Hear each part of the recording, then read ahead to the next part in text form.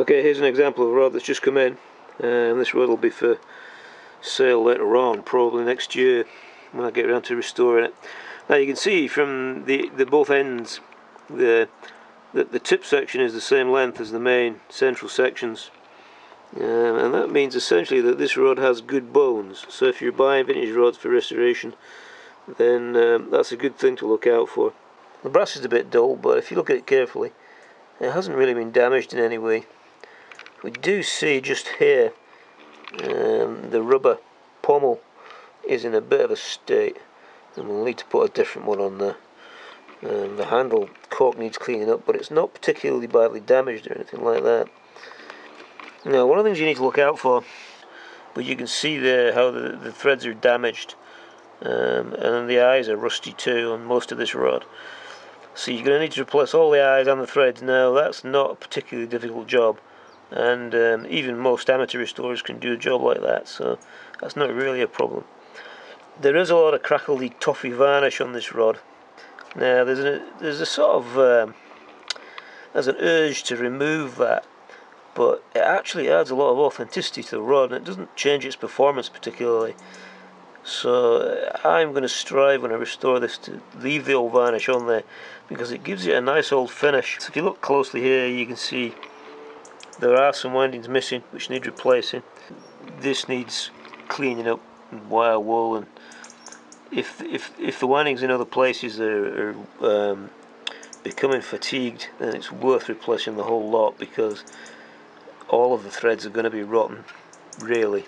And you can see at the end here there's one that's actually starting to come unwound.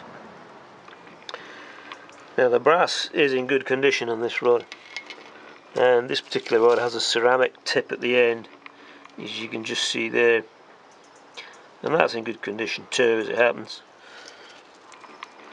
So that's another good example of a rod that has fair old bones and is good for restoration. And the tip is the same length. If you look there, if I just straighten it out, make it all exactly right, and then if we run the camera down to the other end, there you can see the tip's pretty much the same length, so there's no damage to that, which is good. Now this is a fly rod. It is pegged. If you look at the pegs on the other end, these are called pegs at the end there. But it doesn't have twist locks on. Twist locks are actually a patented idea by Hardy, so not all manufacturers were allowed to use them without paying Hardy, I would imagine. But that is otherwise a good rod, so that's one for the rod buying video that you're watching. Well, this is an exciting new rod that I've just acquired.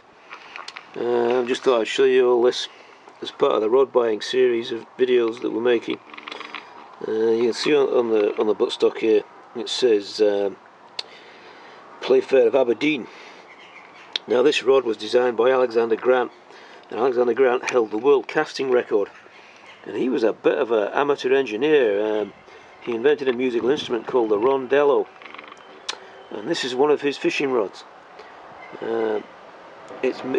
These rods were originally made by Grant, and then later on the rods were licensed out to Playfair of Aberdeen. Now in terms of condition for the rod buying video, we have the button here, which is or the pommel, which is also in very good condition. The cork's in very good condition. It needs cleaning a little bit. The brass is in good condition. What we do have though, if we come over here, you can see just here the threading is still very strong. I mean, these eyes are not loose or anything like that, so it's probably done with silk originally, but it's a bit unsightly, so this will be replaced and restored on the rod.